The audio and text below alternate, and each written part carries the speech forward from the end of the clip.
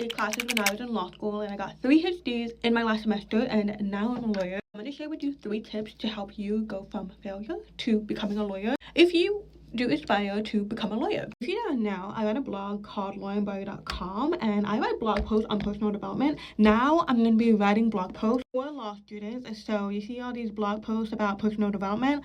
I will be filling it with blog posts to help you survive law school. Stay tuned. First tip, you've heard this saying before, but if you plan to fail, wait a second.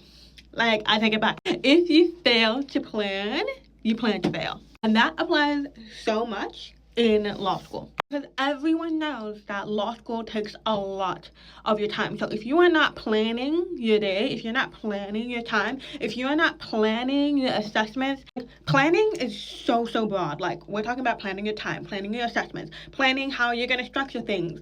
I will do a whole separate blog post on all the different kinds of planning that you need to do for law school, but that's your number one key from getting a failure to getting better grades in law school and then becoming a lawyer. You've got to plan. Along with planning, you've also got to organize. And again, organization is a huge thing as well. It's also very broad because you got to organize your files, you got to organize your notes, you got to organize your time. Again, a whole other video for that. But the main things that you want to organize if you are just feeling really overwhelmed, what is your first step? A really good first step is simply organizing your notes by legislation, by case law, and then the actual notes that you take. And all those 3 separate notes will make really good exam notes. When you start there, everything else will start to flow. Third thing, you've gotta stay on top with your knowledge.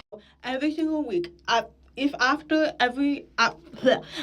done every reading, you've watched every lecture, you attended the class for a week, there's still something that you were confused about, you were not sure about, address it right away before you move on to the next week. If you've watched my videos before, you know I emphasize this I die on this hill, basically. Address the things that you don't understand right away. It will make life so much easier for you once you start your preparation for your exams. Do whatever you need to do to understand it, whether that be asking your professors or your teachers or asking other students or doing extra reading, watching the lectures again, do extra research, do extra studying, do what you can do to understand the thing you don't understand. And yes, it will take extra time. I'm not going to sugarcoat it. It will take extra time on top of all the studying that you are already doing. But when you look at it from a broader perspective, when you look into the future of preparing for your exams, it will actually save you so much time and stress in the process. Yeah, I cannot wait to write a whole blog post about this.